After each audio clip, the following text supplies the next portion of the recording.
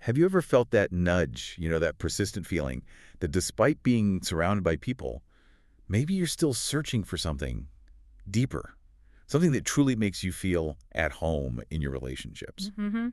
It's a really common thing these days, isn't it? It really is. It's this modern paradox. Like, we're more connected digitally than ever, but often that just leaves us feeling, well, emotionally starved, Yeah. kind of skimming the surface. Yeah, totally.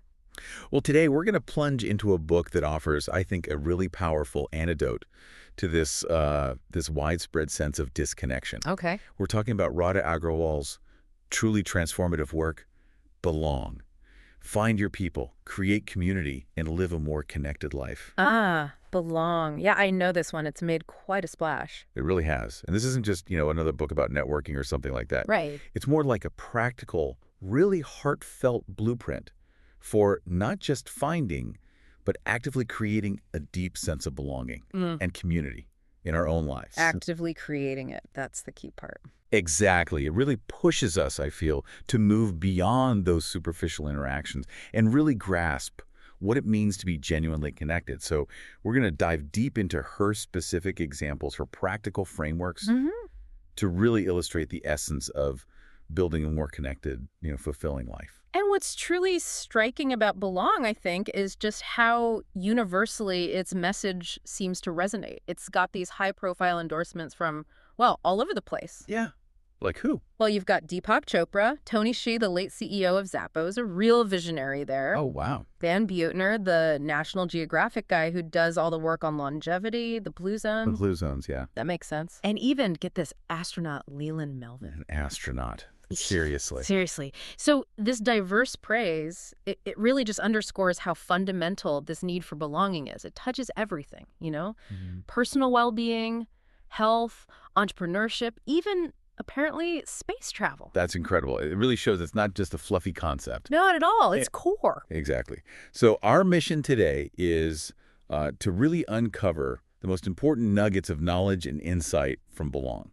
Let's do it. We'll be meticulously analyzing the author's specific examples, her actionable frameworks, trying to grasp the core principles she lays out for, well, designing a life that's rich in genuine connection. Breaking down the how-to. Yeah, breaking down her strategies, revealing some surprising facts, I think, and exploring how you, listening, can apply these ideas to your own life. Sounds good. Where do we start? Okay, so Radha's journey in Belong, it doesn't actually start with building community out there. She really insists we begin with this profound, sometimes almost uncomfortable look inward. Right. Starting with the self. Exactly. She calls this foundational stage going in. And it's a crucial first step, she argues. And it really starts with her own personal story. Okay. So Radha Agrawal kicks off her book with this incredibly relatable moment, a personal epiphany, really. She talks about being 30 years old. It's a snowy Saturday in January. She's looking in the mirror in her New York City bathroom. Right. In the reflection, staring back. Just not happy. Despite having, a circle of friends, her identical twin sister Miki was nearby. A wider network scattered globally. So connected on paper. Totally connected on paper. But she felt this profound lack of belonging. She found herself kind of stuck going to the same sports bar every Saturday with people who didn't really inspire her. Oh, I know that feeling. Right. And often drinking to numb this loneliness that had gotten worse after a broken engagement. It was this cycle, she says, of self-neglect, this feeling of just coasting through life. Interesting, yeah. Until that pivotal moment when she actually asked herself, what do I actually want? And she realized she needed to be, quote, intentional about my people. Intentional, that word keeps coming up. It does. And this stark reality, it really stood in sharp contrast to her childhood. Oh, interesting. How so? Well, her parents were immigrants, dad from India, mom from Japan, and they had literally built their own vibrant community from scratch in Canada. Wow, from scratch. That's tough. Totally. They instilled these really strong family values through legendary birthday celebrations, hosted fun dinner parties, like with dramatic poetry readings and stuff. Sounds amazing, actually. Doesn't it? And growing up with two sisters, Miki and Yuri, created this dynamic that was, in her words, both traumatic and empowering. Huh. Sister dynamics. I get that. Right. But it was always deeply centered around connection and shared experiences.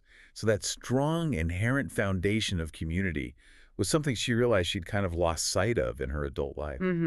It's so easy to do, isn't it? To drift away from that. And it's fascinating how Radha immediately connects that deeply personal realization to, well, a much broader societal crisis. Yeah, she doesn't just leave it as her story. No, not at all. She instantly backs up with some pretty stark research, basically asserting that we are sick from loneliness. Strong words. Very. And she highlights these alarming statistics that really make you pause. Like 1 in 4 Americans report having 0 friends to confide in. 0. 0. And that number, it tripled in 30 years. That's staggering. It is. And even more concerning, 1 in 3 Americans over 65, and get this, 1 in 2 over 85 are socially isolated. Wow. That's a huge portion of the population. Huge. And the book even states that weak social ties are as harmful to our health as alcoholism and twice as harmful as obesity. Twice as harmful as obesity. Really? That's what the research suggests. Agrawal explains that this isolation, it actually triggers a cellular chain reaction. It increases inflammation, suppresses the body's autoimmune response. So it's physiological. Yeah. Not just mental. Exactly. This isn't just a nice to have for feeling good. It's actually a matter of public health.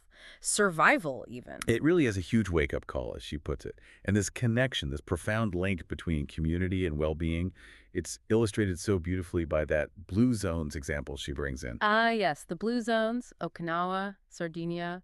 Exactly. Those extraordinary communities around the world where people consistently live the longest, healthiest lives. Mm-hmm.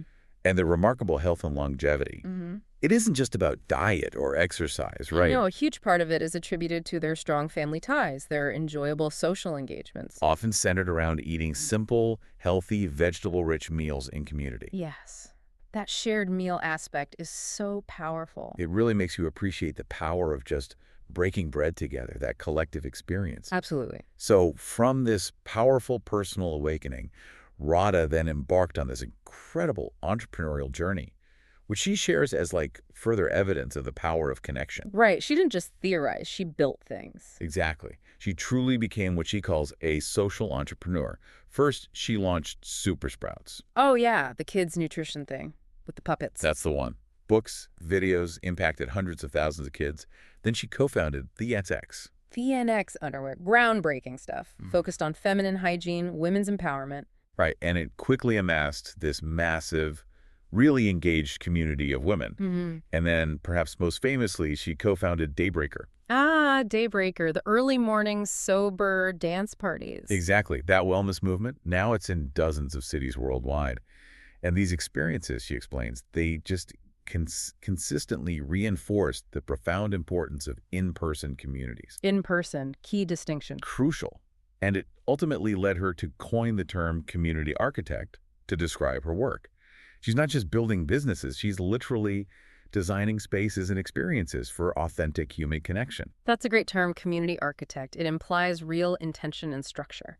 And stepping back for just a moment, one of Radha's really significant contributions in Belong, I think, is her bold update to Maslow's hierarchy of needs. Oh, right. How does she update it?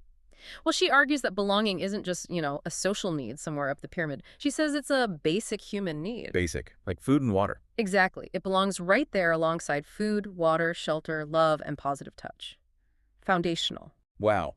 That reframes it completely. It really does. Yeah. She frames community not as just one level of the hierarchy, but as this unifying ingredient that supports and strengthens all the levels. So it underpins everything else. Pretty much. As one psychologist, Noam Spencer, observed, and she quotes this, human beings fundamentally are distinctly spectacularly social. Lonely and isolated, we cannot survive, let alone thrive. We cannot survive. That's powerful. It elevates belonging to something essential, ingrained in our DNA, basically. So with this understanding of belonging as like a fundamental need, Radha then takes us deeper into that going in process. Right, the self-exploration part. Before we can actively seek out or build our dream community, she insists we must get intimately familiar with ourselves. Mm-hmm. It's about cultivating gentle self-awareness, she calls it, which I like. A kinder, more compassionate approach to understanding who we are rather than, our usual harsh self-criticism. Gentle self-awareness. That sounds much nicer than harsh self-judgment. Doesn't it? And one of the first really illuminating exercises Radha suggests for this is creating a personal history timeline. Okay, what does that involve? It involves mapping out your entire life history, like every city you've lived in, every school, job, key relationships, influential people. Even the music, movies, books that really shaped you. Whoa, that sounds like a lot of work, but probably really insightful. She says it was a revelation for her. She did it and realized 7 of her biggest life moves happened in her 20s, a time when she often felt totally out of her comfort zone. Huh, interesting pattern. Right. And this exercise, she explains, helped her see these patterns clearly and gain that crucial clarity that it has always been up to her to choose her path and her companions. Taking ownership. Exactly.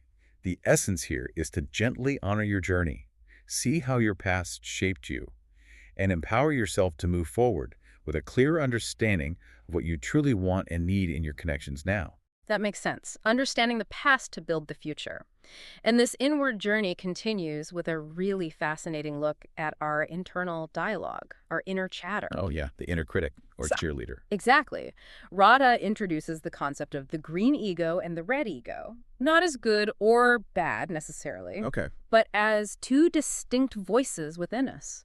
The green ego is like your biggest cheerleader. It's abundance-driven, passionate, always pushing you forward in positive, growth-oriented ways. The encourager. Right. The red ego, on the other hand, is fearful, judgmental, self-centered. It often hides behind pride, holds you back with self-doubt. We all know that voice. Oh, yeah.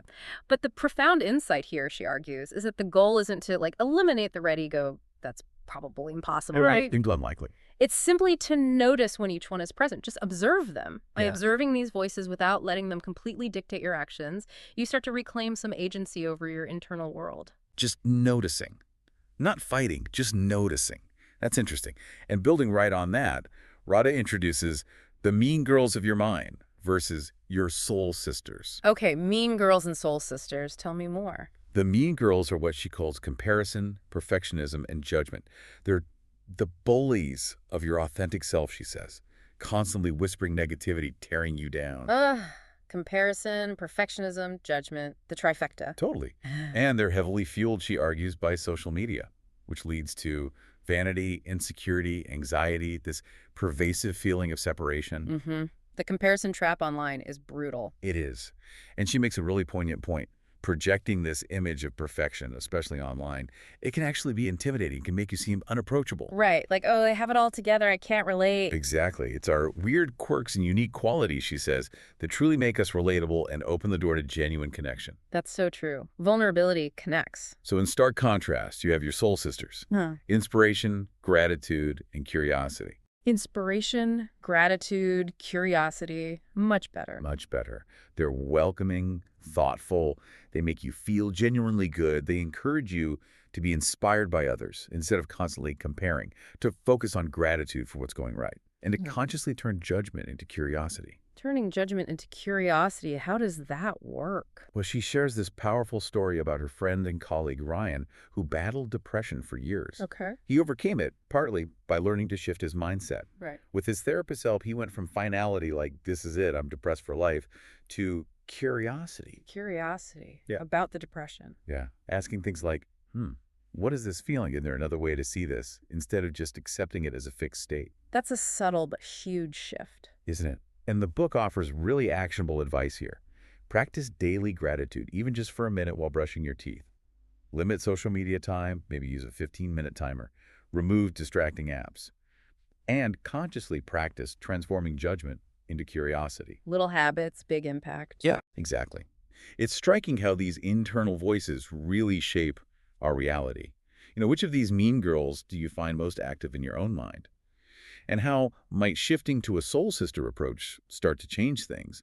These small, consistent shifts can profoundly change your internal landscape, she argues, and prepare you for deeper external connections. It really makes you think. It's a critical insight, too, to understand how we categorize ourselves and others, the labels we use. Yeah, labels. And whether those labels connect us or actually separate us. Agrawal gets into this, how humans use labels, nationality, race, gender, even common psychological types like introvert, extrovert, just to understand the world. They can be useful shorthand. They can be. But far too often, she notes, we use them to separate ourselves or create these really rigid self-definitions. Like putting yourself in a box. Exactly. She talks about cringing at the labels introvert and extrovert as just being too simple. She even cites Carl Jung saying that pure types would belong in a lunatic asylum. Okay, fair point. So instead, she introduces the term metavert. Metavert, what's that? It's basically describing how we exist fluidly on a spectrum, because, as she puts it, life is not as absolute as we often make it. I like that. More fluid. Yeah. The main point here is that she champions using labels like her friend Amber, sharing that she connects better one-on-one to connect, to provide clues for better understanding. Rather than excuses. Precisely. Rather than creating these self-fulfilling prophecies or outs that actually hinder deeper relationships, it's about being gently aware. Are your labels serving to connect you, or are they isolating you? That's a really good question to ask ourselves. And then there's the whole topic of binging, which feels very relevant today. Yeah. Binge watching, binge scrolling. Right. The book explains how humans are kind of inherently wired to binge. It's this animalistic survival instinct, like consume as much as you can in case there's no more tomorrow. Huh. Never thought of it that way. Like a scarcity mindset. Kind of. But marketers and advertisers, she argues, have ruthlessly exploited this innate tendency, pushing us to binge on sugar, alcohol, the internet, shopping, even TV shows. They know our buttons. They really do. Radha shares her own college experience with binge drinking. How, while it initially made her feel less insecure, it eventually led her to be out of control and attract the wrong friends. Been there. Yeah. The core message is powerful. Binging never feels good. It never ends well. It's numbing and anxiety-inducing. Numbing and anxiety-inducing. That hits home. And she links this directly to the attention economy, where companies literally profit by keeping us glued to our screens, often at the expense of our deeper connections and overall well-being. It's a powerful warning about where our attention goes. Yeah. What we're feeding. Absolutely. It's a constant battle for our focus. She also offers this really vital reminder about your human machine, our physical bodies, which she lovingly calls our human meat suits. Huh. Human meat suits. Okay. And she points out that sometimes when we're feeling deeply emotional or anxious or irritable, it's really nothing more than being hungry or sleep deprived. Yeah. Or experiencing PMS or stressed or even just too cold. HALT, hungry, angry, lonely, tired. Exactly. Our emotional well-being is so profoundly intertwined with our physical state. So the book suggests this simple but profound practice. Check in with your body. Check its basic needs before you start labeling your emotions or telling yourself negative stories. Rule out the basics first. Right. Addressing these basic physical needs can often resolve emotional turbulence much more quickly than like deep psychological analysis. Yeah. Sometimes you just need a snack and a nap. So true. Simple, but often overlooked.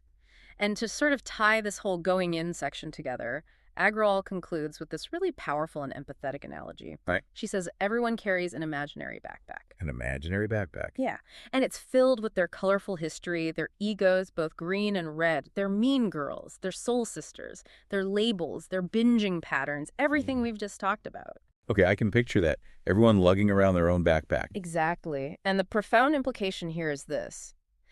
If, when someone acts mean or harsh towards us, we consider what's in their backpack instead of immediately judging them, we foster immediate empathy.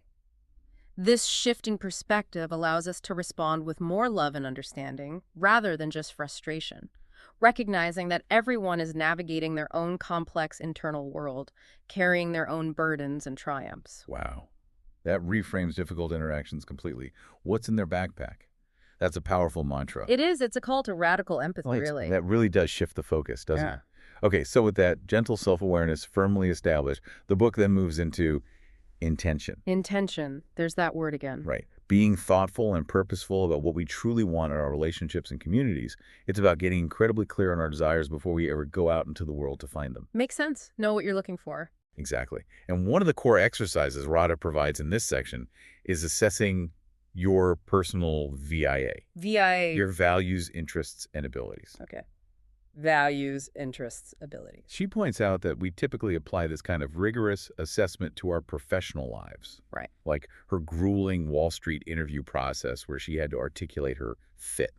Job interviews are all about VIA. But she asks, why don't we ask ourselves if our friends are a good fit for us based on our personal values, interests, and abilities? Huh.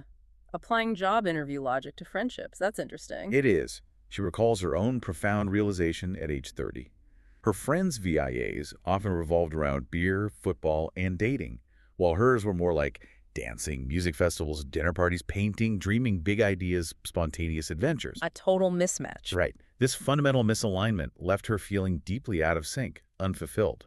So the essence of this exercise is to proactively avoid ending up in myth-aligned communities that don't serve us and relationships that deplete us. Being intentional about who you let in. Exactly. She encourages you, the listener, to list your own core values, like authenticity, growth, humor, your interests, hiking, startups, cooking, whatever, and your abilities, organizing, making others laugh, having a green thumb. Yeah. Because, she emphasizes, every one of us has something to contribute. Knowing your unique blend. Yeah, and seeking connections that align with that blend. Okay, that VIA exercise sounds really useful. So stemming from that intentionality, you mentioned maybe the most impactful exercise. Yes. What Radha calls the 3 columns. She says it was life-changing for her. The 3 columns. Lay it on me. Okay. Column 1 is for qualities you are looking for in friends or a community. For Radha, this included things like ambitious game changers, active listeners, adventurers, people who really showed up. The must-haves. Column 2 is for qualities you are not looking for, your deal breakers. For her, it was shit talkers, drama queens, negative Nancy's, alcoholics. Right. The no thanks. But the most important column, she stresses, is column 3. Column 3 is for the qualities you need to embody to attract the friends you described in column 1. Ooh, okay. Turning the mirror back on yourself. Exactly. Radha describes her own wake-up call when she was playfully named, most likely to triple book, at a holiday party. It forced her to confront her own flakiness, which wasn't aligned with the reliable friends she wanted. Huh. That's brutally honest. It is. And what makes this third column truly revolutionary, I think, is how it forces that radical self-honesty. It shifts the focus from blaming the external world, why can't I find good friends, to internal agency. Taking responsibility for your own energy. Precisely. Yeah. It's about recognizing that the energy you put out is the energy you get back. And it encourages using I want statements for intentional seeking, I want to be a better listener, rather than harsh I need to statements. It gives you room to authentically grow into these desired qualities yourself. Wow, that is powerful. It's a feedback loop for personal growth and attracting the right people. Totally. It's a profound shift in perspective, isn't it? So after knowing what we want through this deep intention, the book pivots to the absolutely vital role of energy. The energy. How we emit it, how we absorb it, and how we consciously protect it. This is where we learn how to kind of set the energetic temperature for all our interactions. Setting the temperature. I like that. Radha really emphasizes that energy, enthusiasm, genuine excitement, they're paramount. She states it pretty unequivocally. Good people want to hang out with people who use exclamation points, literally or metaphorically, and who say, feck yeah, I'm into life. The feck yeah factor. Love it. Right. She backs this up with a quote from John Mackey in the foreword, who says, energy is a great equalizer in life. Positive energy breeds positive community. Our energy isn't just like a byproduct. It defines us. And we're constantly absorbing and emitting it, often without even realizing it. That invisible vibe you get from people. And it's a truth that, leaders, coaches, psychologists, healers, they all recognize this. Which is not just a woo-woo concept. Not at all. The book highlights how they unanimously identify energy. Or you could call it vibration, spark, spirit, attitude, presence as the main characteristic they look for in any relationship. Interesting. The primary thing. Yeah. Radha shares this charming story about her Indian father who would gauge any new love interest with his good wives or bad wives intuition. Parental intuition. Yeah. Always powerful. Isn't it? This deep-seated, almost primal recognition of energy as our most potent human attribute is, as the book describes it, like the invisible backbone of our lives. Yeah. It profoundly influences our physical health and how others perceive us. It's that unspoken feeling you get when you walk into a room. But our energy isn't always purely our own, right? Yeah. It's constantly being influenced by external stuff. Exactly. The book revisits what Radha calls the look-at-me economy, Yeah. lame, and the pervasive ding addiction. She explains how billions of dollars are spent by marketers and app developers to understand human psychology and just keep us glued to our devices. Feeding that tiny dopamine rush we get from social media likes and notifications. The little hits. Yeah. It's designed to be like a slot machine in Vegas, she says, constantly pulling us away from deeper, more fulfilling connections in favor of that surface-level validation. It's a constant drain on our energetic reserves. The attention economy is exhausting. It really is. So to help us understand and manage our energetic landscape better, Radha introduces a practical axis of energy exercise. Axis of energy. Okay, sounds mathy, but useful. It's actually pretty simple visually. Yeah. It involves plotting all your current relationships, family, friends, work colleagues, partners on a simple graph. Okay. The x-axis represents how people affect you, ranging from a negative to a positive effect.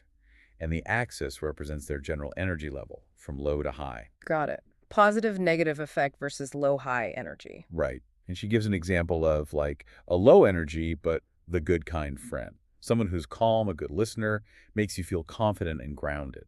It's not about judging high or low energy as good or bad, but understanding the effect. That's a key distinction. Low energy isn't always bad energy. Exactly. Yeah. It's a remarkably effective visual tool to just audit your social environment and see who genuinely fuels you versus who depletes you.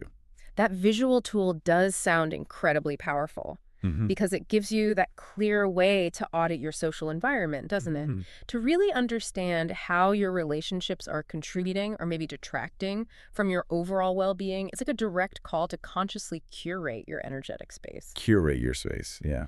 To gently recognize patterns in how you're showing up and maybe more importantly, who you're spending your precious time with. Regularly taking stock of these relationships lets you be intentionally aware of the energy you're both emitting and receiving.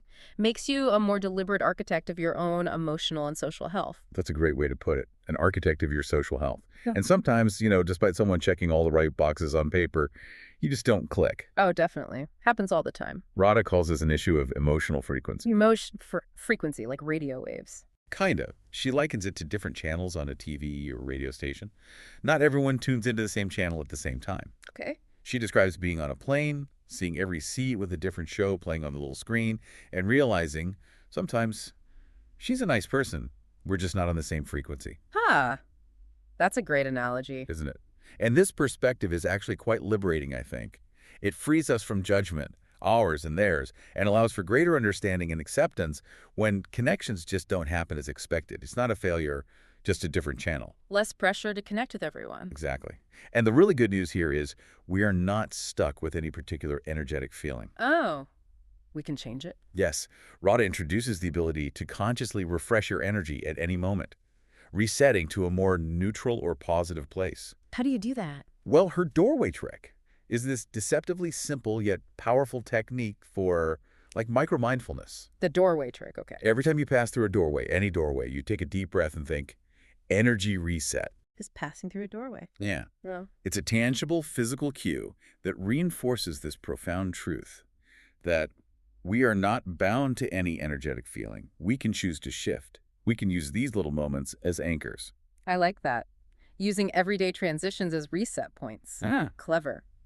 And to further empower this self-management of energy, the book breaks down what she calls DOSE circuit training. DOSE, like a dose of something. Exactly. DOSE. It stands for the 4 happy brain chemicals: dopamine, oxytocin, serotonin, and endorphins. The neurochemistry of happiness. Right.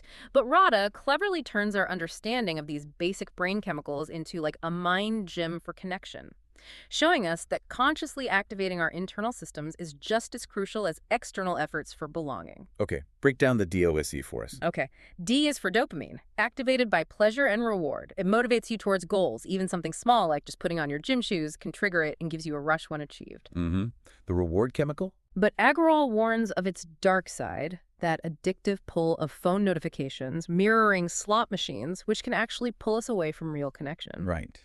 The cheap dopamine hits. Then O is for oxytocin, the cuddle hormone, released through physical touch, hugs, kisses, even as hand-holding. The bonding chemical. Yeah. She references this striking study comparing touch frequency.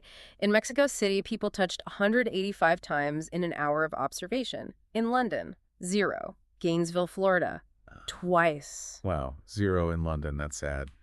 Shows how touch-deprived some cultures are. Totally. But she also cautions about oxytocin overload, which can lead to territoriality and cliques. Like when a best friend makes new friends and you feel weirdly possessive. Yeah. The dark side of bonding, too. S is for serotonin, the natural mood stabilizer, boosted by things like sun exposure, exercise, gratitude, and joining groups. Connects us back to our hunter-gatherer roots, that sense of shared purpose. Okay, mood balance.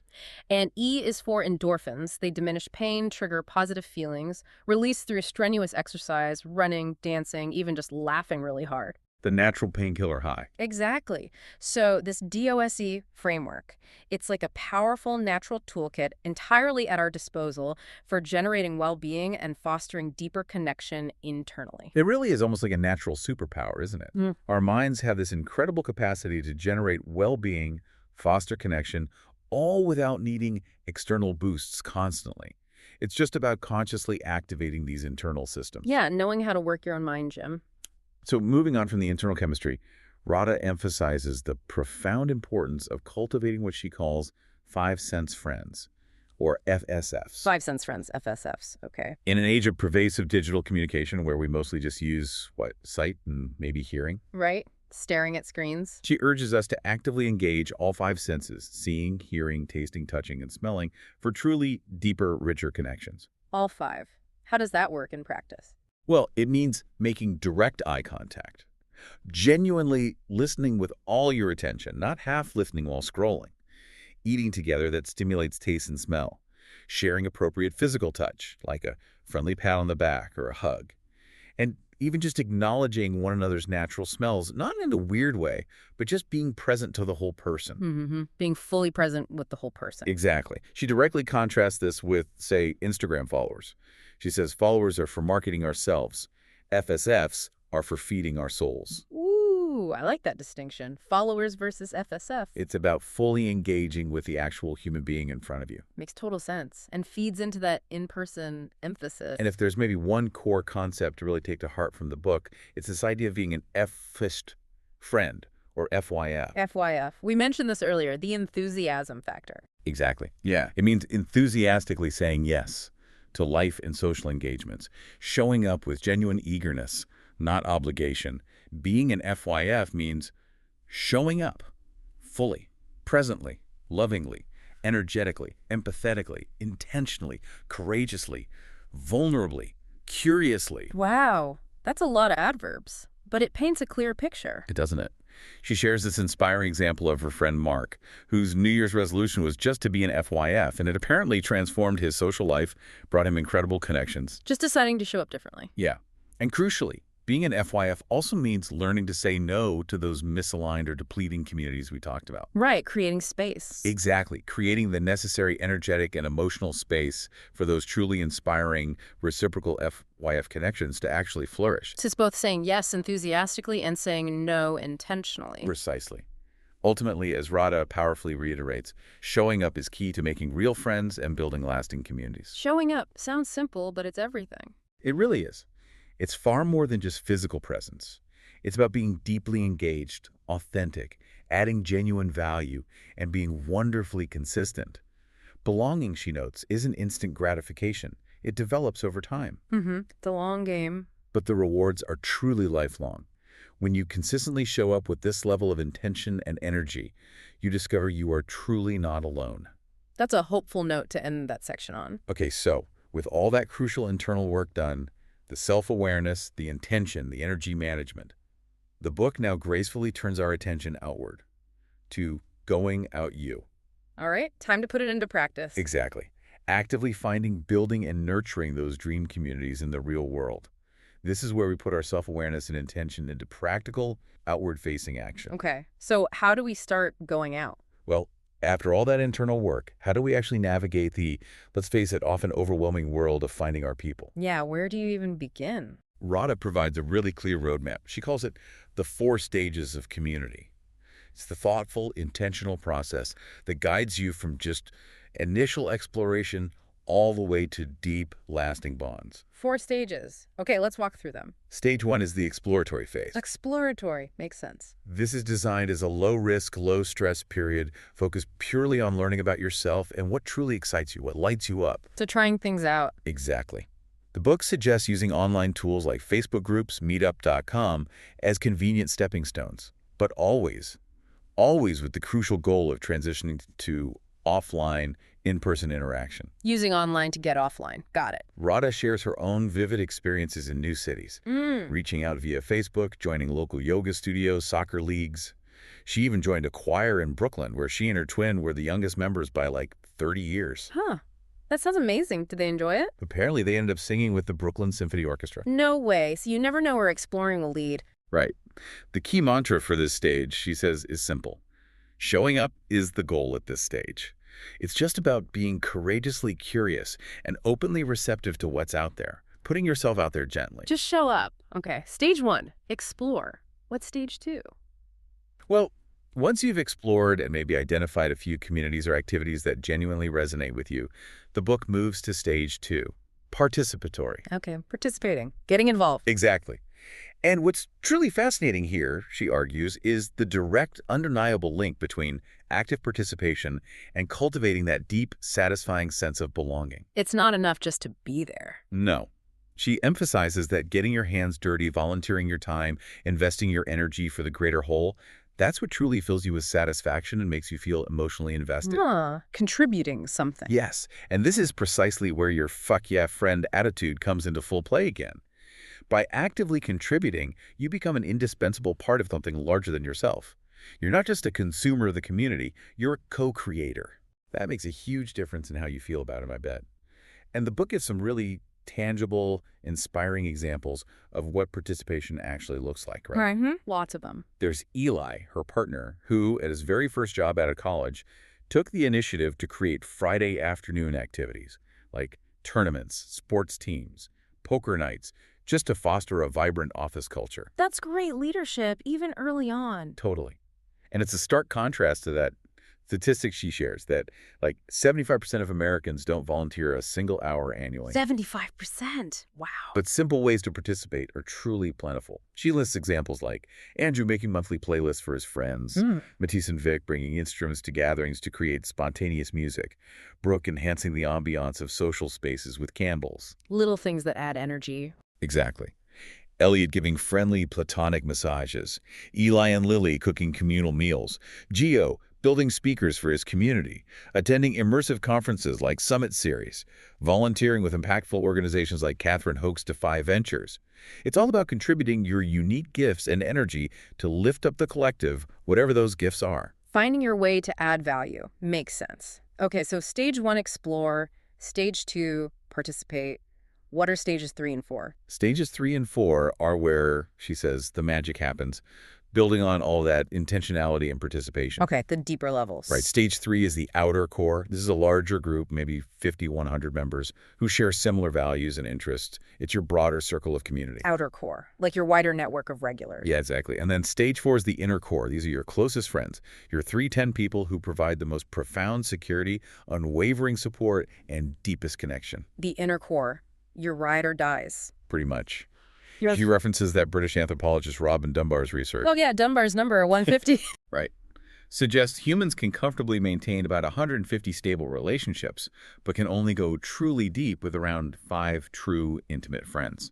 So it's about understanding these different layers of connection and nurturing them appropriately. That distinction between outer and inner core feels really important. It spotlights the need for intentional cultivation of our deepest relationships, right? Yeah. Not just letting them happen passively. Mm-hmm. The book emphasizes finding those people where you feel that profound exhale of I'm home. You know that feeling. Like totally, that feeling of just ease. Yeah. Where time seems to stand still, where values and interests align effortlessly, and you feel truly, completely seen.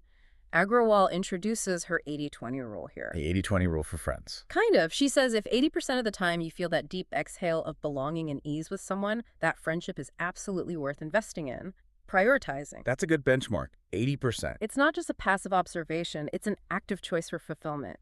To prioritize and nurture those specific connections that genuinely feed your soul and provide that unwavering support.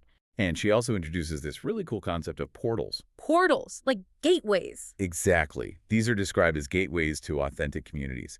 They're the influencer's influencer, she says. People you meet primarily offline who are just naturally generous connectors. Ooh, I know people like that. They just seem to know everyone cool. Right. They operate with little fear or insecurity and have this innate ability to introduce you to other like-minded individuals, opening up entire new networks for you. They're invaluable. Totally. But she points out that portals are often incredibly busy people. So instead of just asking to, like, pick their brain, which can feel transactional. The dreaded pick your brain request. Right. You might need to offer support first. Maybe volunteer your time or skills to help them with something. It's about building a reciprocal, energetic exchange. adding value to their lives first. Give before you get. Makes sense. And then there's this powerful shift Radha advocates for in what she calls the new paradigm for close friends. Okay. A new paradigm. She encourages moving away from siloing friends for different interests. Thinking, this is my workout friend. That's my party friend. Yeah, compartmentalizing people. Right. And moving past that fear or possessiveness about introducing friends to each other.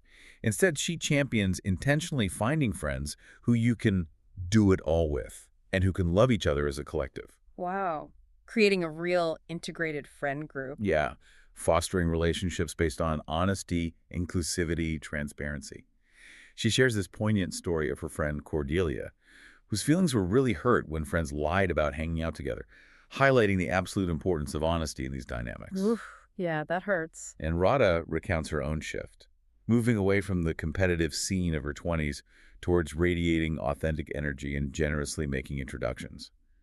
An approach which, she says, exponentially enriched her own life and expanded her community. Being a connector yourself, paying it forward. What makes this whole section so impactful, I think, is the anecdote she shares about Sheldon. Yeah, a fellow community architect, someone whose whole job was building communities for others. But he realized he'd completely neglected his own inner core. Oh, the irony. The cobbler's children have no shoes sort of thing. Exactly. His story is this powerful reminder that even someone totally dedicated to connection can overlook their own personal needs. So he made a conscious commitment, weekly meetups with 5 new friends. Just carving out the time. Yep. A 5:30 a.m. gathering every other Friday, 8 p.m. at a local brewery every other Wednesday. Simple, consistent acts. And this transformed not only his personal relationships, but rippled outward, profoundly improving his interactions with his family, employees, business partners. Wow. Filling your own cup first really does overflow. It really does. The essence here is that prioritizing your own deep connections has this radiating positive effect on literally every other area of your life. Good. That's super motivating. Yeah. And to make these connections stick, especially those outer and inner core ones, the book offers a really simple but effective pro tip, right? Love this one. When you hang out with an outer or inner core community member, before you say goodbye, schedule your next hang. Boom. Locked in. Exactly. It's about being proactive, consistent, putting that intention into immediate action, cementing the relationship with a clear next step rather than letting it drift into, we should hang out sometime. The dreaded sometime never happens. Scheduling is key. Totally. Okay, so now if you're feeling really inspired and you're thinking, okay, I don't just want to find a community, I want to build one. Taking it to the next level, community architect level. Yes. The book offers a step-by-step framework she calls the crawl method. Crawl, like crawling. Exactly. Because, as Radha wisely says, you have to crawl before you run. This is her comprehensive blueprint for thoughtful community design, CRAWL. Okay, let's crawl. Break down the crawl method. What's the C? All right, let's unpack the C in crawl. It actually encompasses 3 crucial elements: core values, constraints, and core community. Okay, values, constraints, core community. Got it. First, you need to define your personal core values. These are your own 3 to 5 non-negotiables, the guiding principles for your life. We talked about this with VIA. Radha's, for example, were wellness, community, and fun. Her friend Matisse's were mindfulness, learning, creative expression. Right, your personal North Star. Exactly. This helps you know intuitively when to say yes and when to say no. Acts as your internal compass for what truly lights you up and who you want to connect with. Okay. Next, you define your community's core values. These are the 5-10 guiding principles that will define the very essence of the group you want to build. So the group's identity. Precisely. For Daybreaker, their 5 core values, wellness, camaraderie, self-expression, mindfulness, and mischief, became their North Star for all decisions. Choosing partners, selecting performers, everything. These values shape the community's identity and attract the right people. Wellness, camaraderie, self-expression, mindfulness, mischief. I like that mix. Me too. Then you define your constraints. These are the filters that shape the community and help people self-select in or out. Constraints. So like rules. Not necessarily rules, more like defining characteristics. They're not about keeping people out, she emphasizes. They're about clearly communicating what the community is and isn't, so people know what they're signing up for. Okay, give me an example. Daybreaker's 3 main constraints were being morning, a 5 a.m. wake up is a big filter, being sober, no alcohol, and being about dance plus fitness, electronic music focus, willingness to let go and move. Right. Those definitely filter people. Totally. She uses the Louis Vuitton example, too. Constraints like price and heritage define its exclusive community. It clarifies expectations. Okay. Values, community values, constraints. What was last C? Finally, you identify your core community. This is about curating the initial group, your FYFs, your portals, to establish that positive, energetic tone right from the very start. Getting the right first people in the room. Crucial. Radha emphasizes thoughtful energy curation, not just packing the house or inviting influencers just for numbers. The big secret, she says, is disarmingly simple. When you get the right mix of people in a room, it's magic, and a flourishing community becomes inevitable. That initial energetic foundation is paramount. Wow, okay, that C is a lot. Values, constraints, core community. What's the R in crawl? Good foundation. Oh, definitely. Moving to the R in crawl, we have ritual. Rituals, okay. Radha stresses the absolutely vital role of rituals and traditions in developing loyalty and that deep, often unspoken sense of belonging within any group. Shared practices. You feel the most connected when you participate in something bigger than yourself, she says. She reflects on her own parents' strict Sunday family dinners as this integral, non-negotiable ritual of her childhood, that constant thread of connection. Yeah, rituals create consistency and meaning. Exactly. And she gives specific, beautiful examples from Daybreaker. They have distinct entry rituals, like a hugging committee that greets every single person with a warm embrace. A hugging committee. That sounds amazing. Instant oxytocin. Totally. Creates immediate camaraderie. And their exit ritual involves reading intentions together as a community and giving everyone a physical token to take home like a little reminder of the shared experience. Connecting the beginning and the end. Powerful. She also shares the widespread unifying practice of Rahio Taiso in Japan, that morning radio exercise routine. Oh yeah, I've seen videos of that. Everyone doing synchronized stretches in parks. Right. It's unified the country, contributed to longevity, she says, and she even enthusiastically introduced it to her Daybreaker HQ team daily. These intentional shared acts build profound, lasting connection far beyond just casual interaction. That's really cool. Okay, C is core stuff. R is ritual. What's A? The A in crawl stands for aesthetics. Aesthetics, like how things look. Exactly. And it's an often overlooked yet incredibly powerful aspect of community building. Aesthetics, including colors, fonts, logos, design, the physical spaces where people gather, they play a critical role in attracting the right community members and communicating a sense of familiarity, trust, and belonging. Huh. I wouldn't have thought of aesthetics as being that crucial for community. Think about it, though. She mentions the subtle visual cues, doctors' white coats signaling expertise, the unifying power of team jerseys signaling belonging. Okay, yeah. Visual identity. Right. Daybreaker, for instance, didn't just stumble upon its look. They spent weeks defining its color palettes and designed to strategically communicate excitement, empathy, trust. The key question they constantly asked was, how will this make someone feel? Wow. So the visual design carries emotional weight. Absolutely. Aesthetics are deeply connected to the energy a community inspires and how it signals its identity to potential members. It helps people decide, even subconsciously, is this place for me? That makes a lot of sense. Okay, CRA, what's WU? The W in crawl stands for why plus what? Why and what? Okay. Radha outlines 5 crucial probing questions for any aspiring community builder to ask themselves. Get ready. Okay, hit me. 1. Why do you care? What's your deepest motivation? 2. Why are you the right person to lead this community? What unique gifts do you bring? 3. Why should this community exist? What need does it fulfill? 4. What other communities or organizations can you align with to amplify your impact? Strategic partnerships. And 5. Why will it be sustainable? What's its long-term vision? Wow. Those are deep questions. Really forces you to clarify the Totally. She illustrates this with Jesse's MIDI Club, a meditation group. It thrives specifically because of his authentic, pure passion for meditation. It wasn't about anything else. The why was strong and genuine. Exactly. Similarly, the NXUS Global Youth Summit caught fire because it had this crystal clear mission, connecting wealthy inheritors with social entrepreneurs. Powerful synergy. This really highlights the essence of ensuring your passion is pure and authentic. For it to truly catch fire, she says, not driven by ego or comparison. Authenticity as the fuel. Got it. Okay, last letter. LCRAWL. Finally, the L is for language, which Radha identifies as perhaps the most powerful form of communication we possess. Language. More than just words. Yes. She makes this crucial distinction. Words are a collection of letters that convey meaning, but language conveys energy so we feel each other. Language conveys energy. Ooh, deep. Isn't it?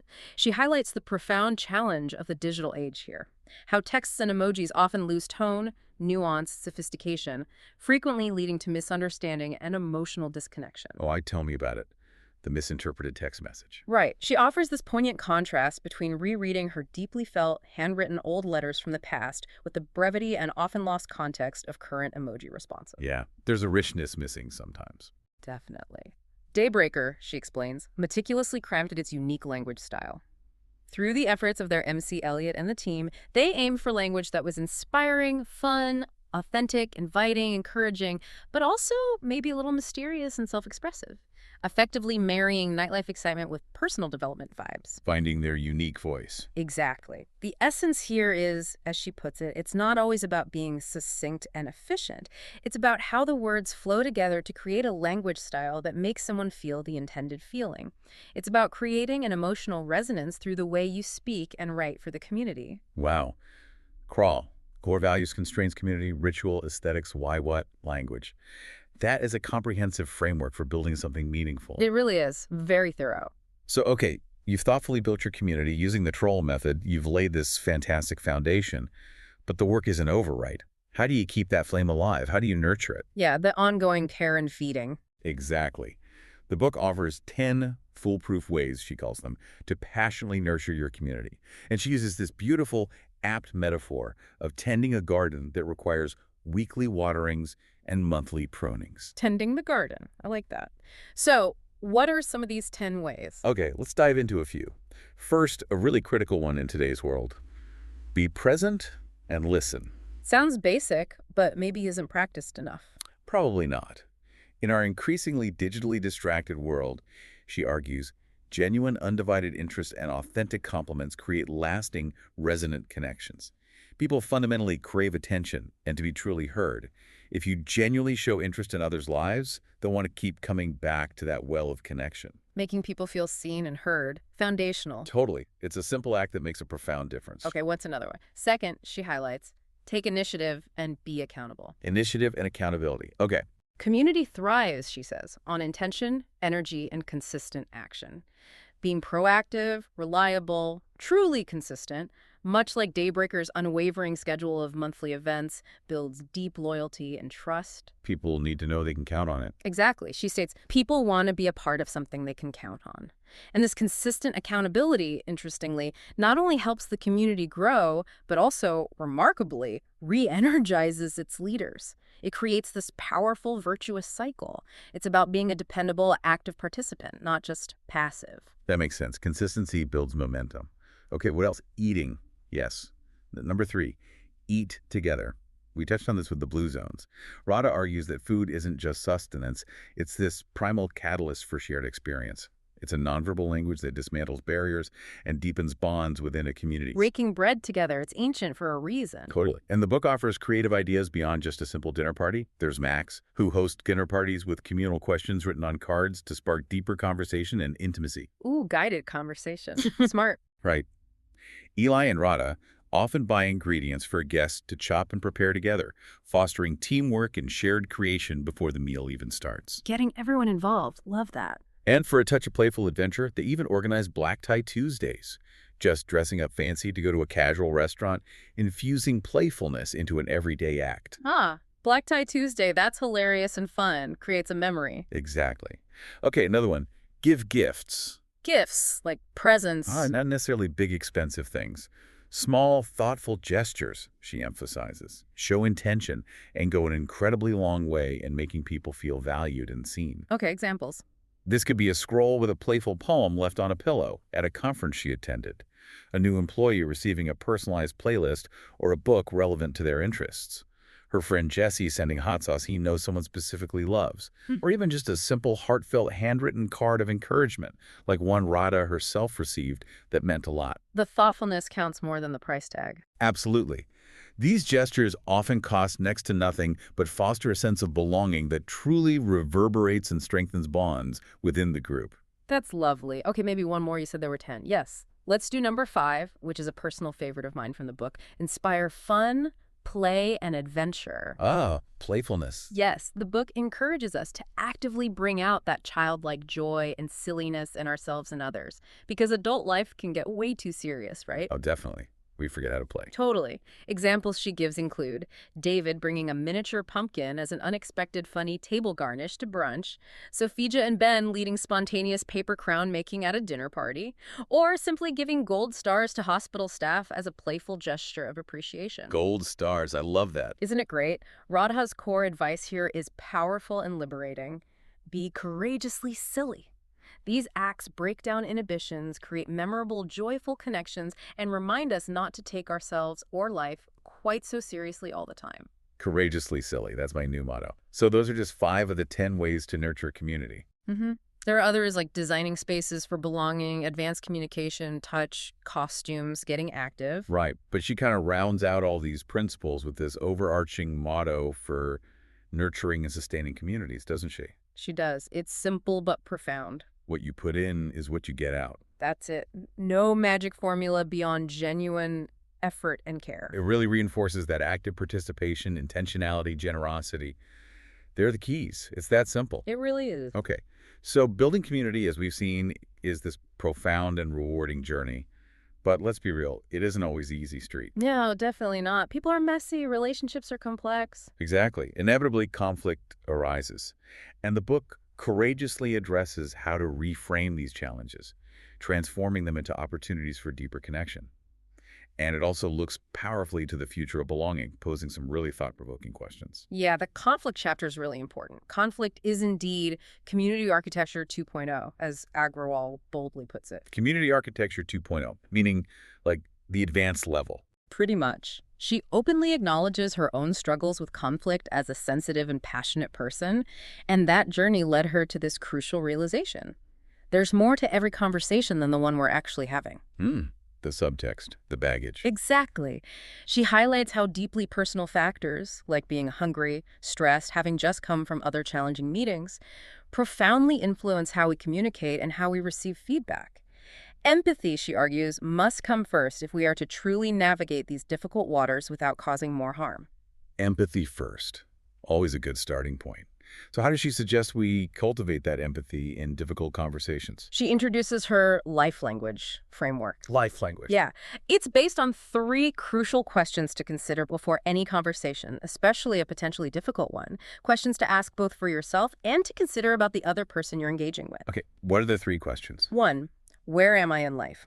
This means considering overall factors, your health, finances, family situation, job satisfaction, any recent big changes, your general context. Got it. The big picture. 2. Where am I right now? This is about assessing your immediate state of mind. Are you hungry? Stressed? Did you just have a fight with someone else? Are you running late? Feeling overwhelmed? Your immediate state. Okay, the snapshot of this moment. And 3. Where am I with you? This means reflecting on the specific relationship status. Is there ease or tension? What's the history? Do you admire this person or is there friction? The relational context. Wow. Life, now, and you. That's a lot to consider before speaking. It is, but it creates so much space for understanding. She shares how in her office culture, team members openly share if they're, say, PMSing or didn't sleep well. It's not used as an excuse, but as context.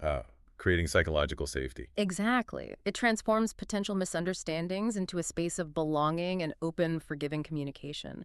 It's about recognizing the full human picture behind every interaction, not just the words being said. That's incredibly helpful. Okay, so besides conflict, what other challenges does she address? I know she talks about FOMO. Yes. The book bravely delves into the modern anxieties of FOMO, FOBLO, and JOMO, offering a really refreshing perspective. Okay, break those down. FOMO we know. Right. FOMO, fear of missing out. That's the common, maybe even fun kind, she says, where you regret not going somewhere cool. But then there's FOBLO. FOBLO, fear of being left out. Exactly. Fear of being left out.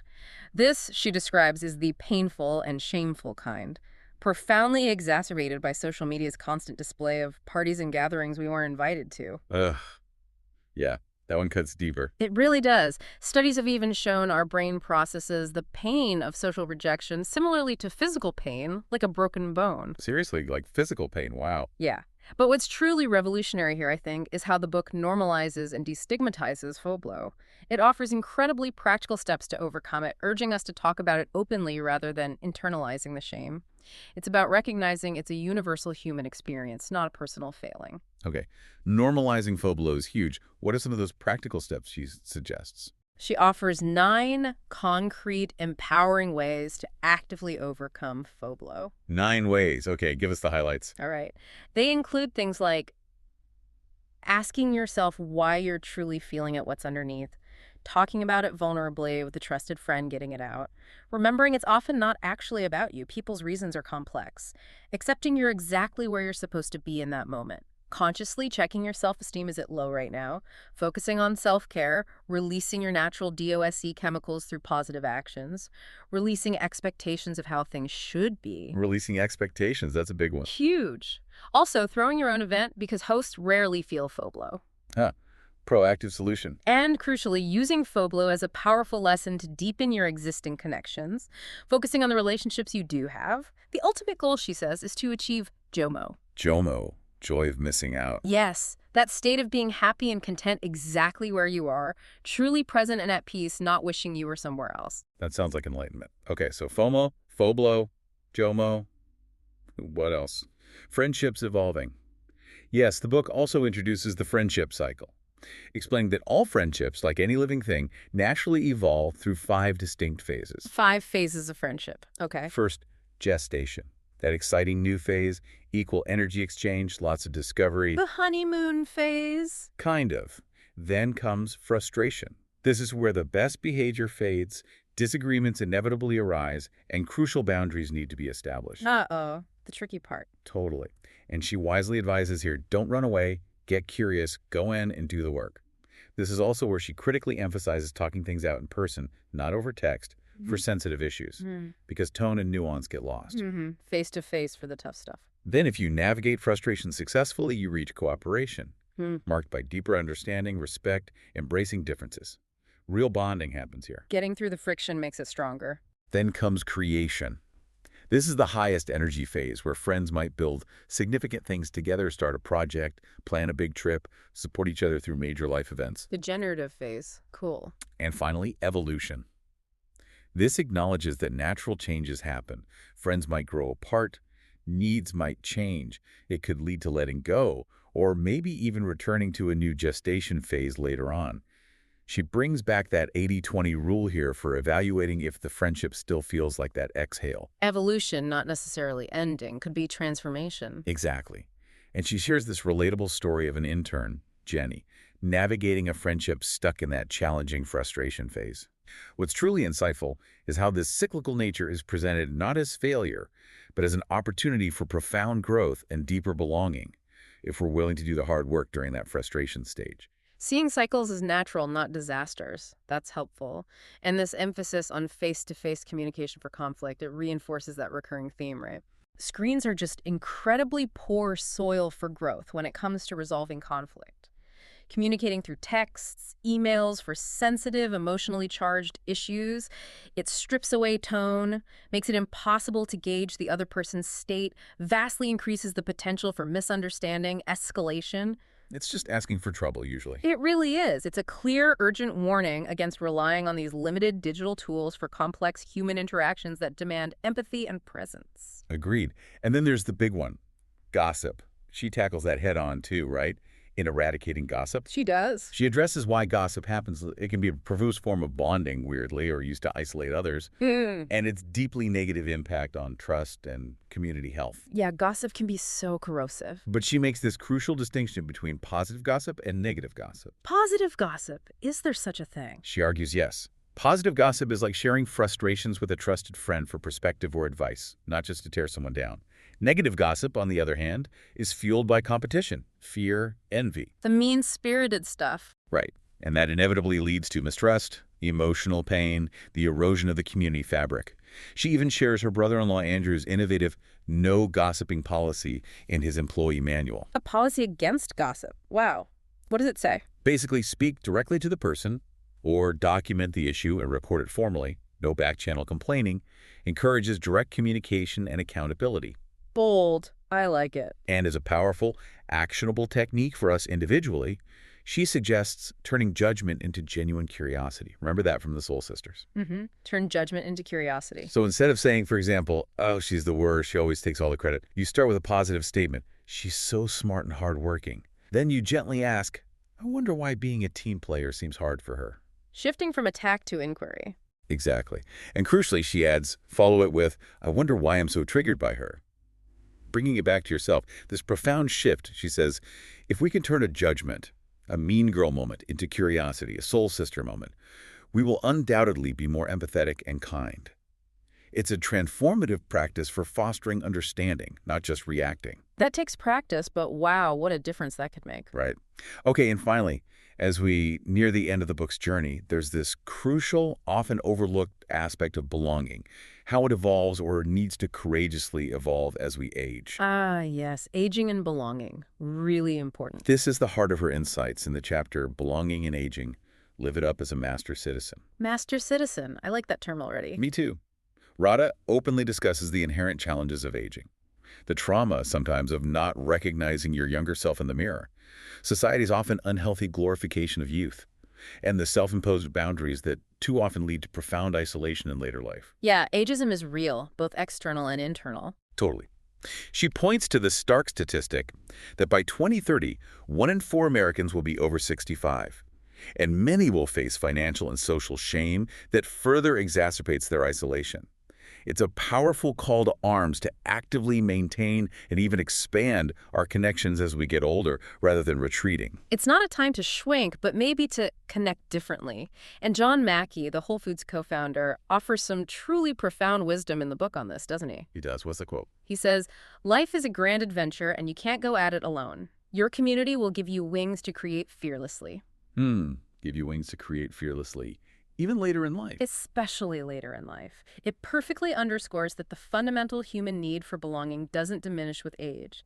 In fact, it arguably becomes even more vital for navigating life's later stages, offering continued purpose, support, and those wings. And Radha shares that truly inspiring story of Dr. Deb, right? Oh, Dr. Deb. A physician in her early 60s who just fiercely rejected societal expectations for aging.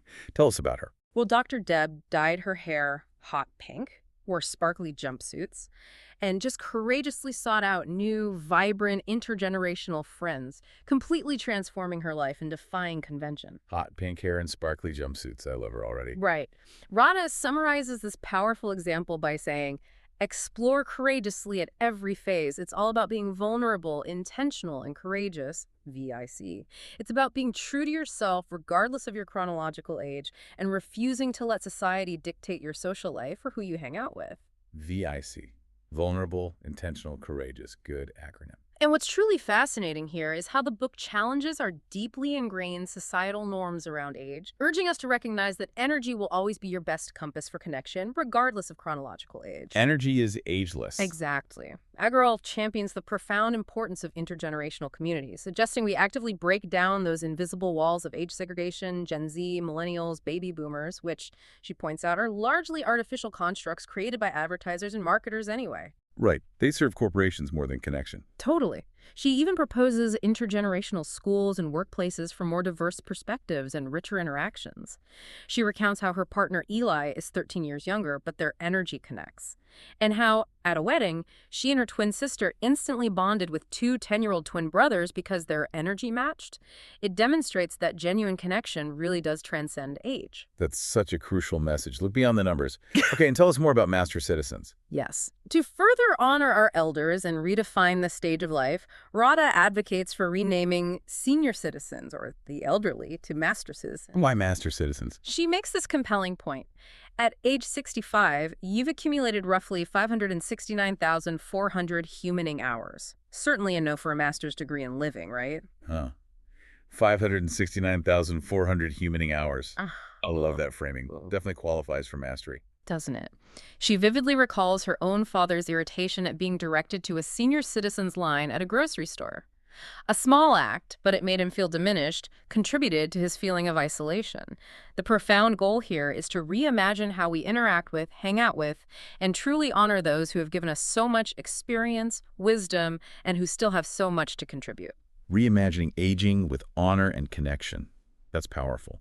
Okay, so to wrap up our profound deep dive into belong, the book looks powerfully ahead in its final chapter, right? The future of belonging. Posing some critical, provocative questions. What's the core message there? Well, Agrawal reflects on this transformative experience she had volunteering at the Dia de los Muertos festival in San Miguel, Mexico. She felt this instant sense of belonging amidst vibrant, collective community ritual. Connecting back to ritual. Exactly, and this led to her profound realization. Belonging is a dance between polarities. When we dance between the we and the me, magic happens. The we and the me, the individual and the collective. Right. She observes that American culture's intense emphasis on rugged individualism, the me, has led to this dangerous imbalance, resulting in increased isolation, depression, anxiety across society. She issues a really stark warning here. Our separation will lead to our extinction, and technological isolation is the first symptom. Whoa! Our separation will lead to our extinction. That's sobering. It is. A powerful and sobering thought. And the book discusses the profound paradox of technology's rapid evolution, right? How it connects and isolates simultaneously. Acknowledging its documented correlation with smartphone overuse, dependence, increased anxiety and depression. Radha questions why we sometimes proudly brag about increasing screen time when for so many, it demonstrably diminishes our happiness and deep connections. Yeah, it's a weird metric to be proud of. Totally.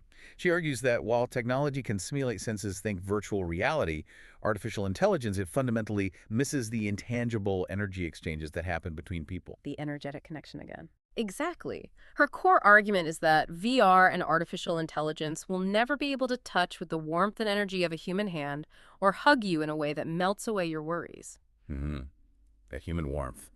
Irreplaceable. She emphasizes that energy is the invisible universal language for all life. It's genderless, ageless, shapeless, and colorless. It's all of us. No machine could ever replicate or manufacture it. This, she asserts, is the ultimate insurmountable barrier technology faces when attempting to replace authentic human connection, that irreplaceable energetic exchange.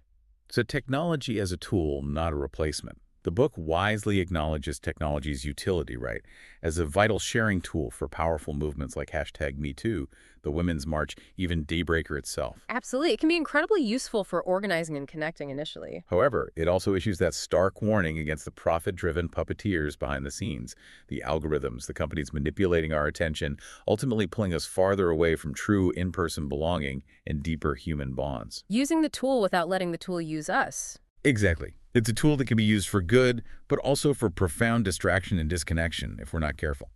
Ultimately, the book concludes with this really powerful, inspiring vision, doesn't it, about universal belonging. Yeah. How does she frame that? She argues that universal belonging is absolutely critical to solving all societal problems. If every single human felt a true sense of belonging, she argues, we would show up for real for each other. Showing up to vote, showing up for the bullied kid, showing up even for the bully, embodying profound inclusion in every aspect of life. Wow. Belonging is the foundation for solving everything else. Exactly. It becomes crystal clear, reading the book, that building community is not just a personal pursuit for happiness. It is, in fact, one of the most important, generous, and creative acts a human can aspire to, foundational to our very existence and survival as a species. Wow. What an incredibly profound and honestly meticulously detailed deep dive into Radha Agrawal's Belong. We've really journeyed, haven't we? From understanding our inner landscape, our histories, egos, and tensions, all the way to designing intentional communities with that Sorrel method, nurturing connections, even reframing conflict as an opportunity for growth. That's the lark. We've truly seen how her specific examples and practical frameworks really illustrate the essence of building a more connected, fulfilling life. It's not abstract, it's actionable. And to connect this all back to the bigger picture, I think the core message of belong is just strikingly clear. True connection isn't a luxury.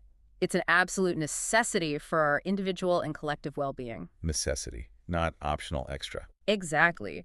Radha Agrawal provides not just the compelling why, backed by all that research in her personal stories, but also the incredibly actionable how. How to combat modern isolation and cultivate those deep, meaningful relationships we all crave. It's about empowering each of us to be deliberate community architects in our own lives, transforming our personal worlds and, by extension, the wider world around us. Community architects. Yeah. I love that. Okay, so as a final provocative thought for you, our listener, Radha Agrawal leaves us with his truly powerful and accessible 21-day challenge. You ready? Ooh, a challenge. Let's hear it. Okay. She says, dance in front of the mirror to at least one song a day. While you do, pay yourself compliments, love yourself, and be generous. Remind yourself that you are just energy in human form. Dancing in the mirror with self-love. Okay. You will find after these 21 days, she predicts, that your life perspective will shift in magical ways, and you will feel a deeper sense of belonging to yourself than you've ever felt. And you will be ready to share your energy generously with others.